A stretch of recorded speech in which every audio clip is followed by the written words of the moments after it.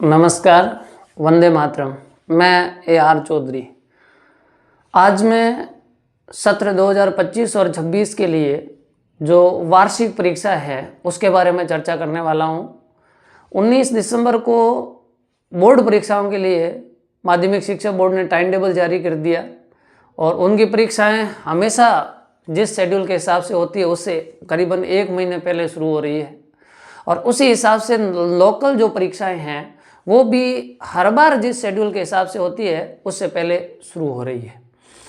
सरकार की और बोर्ड की योजना ये है कि शैक्षणिक सत्र 2025 और 26 की जो परीक्षाएं वो जल्दी करवा करके शैक्षणिक सत्र 2026 और 27 है वो 1 अप्रैल से शुरू करने जा रही है और इसलिए जितनी भी जो परीक्षाएं थी वो हर बार का जो शेड्यूल होता है उससे पहले करवाई जा रही है।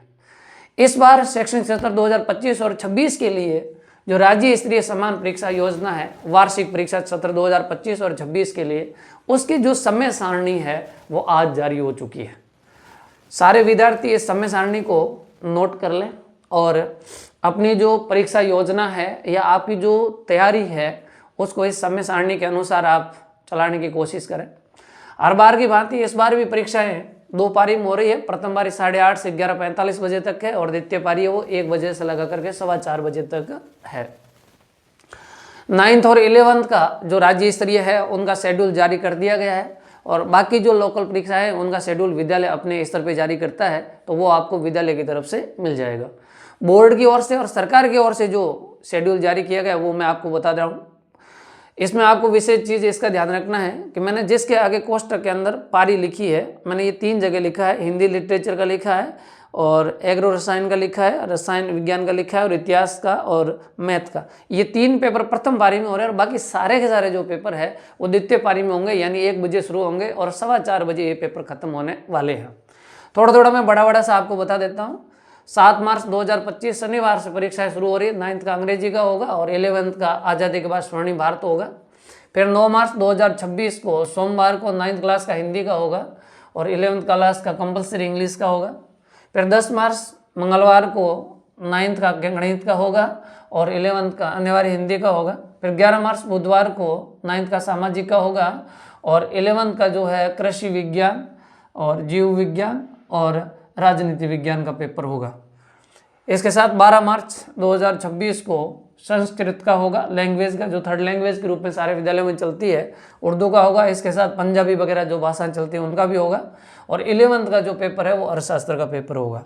13 मार्च 2026 शुक्रवार को 9th के शनिवार 9th का जो है विज्ञान का पेपर होगा शुक्रवार को और 11th का है वो लोक प्रशासन का पेपर होगा।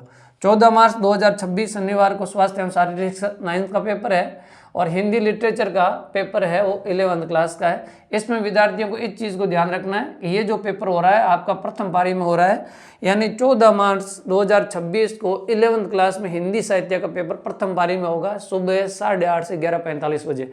इसका ध्यान रखना है। 16 मार्च को सूचना एवं प्रौद्योगिकी का पेपर है 9th का और 11th का पेपर है वो कृषि रसायन, रसायन विज्ञान और इतिहास का पेपर है। ये पेपर भी प्रथम पारी में होंगे, इसका ध्यान रखें विद्यार्थी विशेष तौर से नोट कर लें। 17 मार्च 2024 मंगलवार को राजस्थान का स्वतंत्रता आंदोलन 9th का पेपर है और ज्योग्राफी का पेपर है 11th क्लास का, ये द्वितीय पारी में होगा।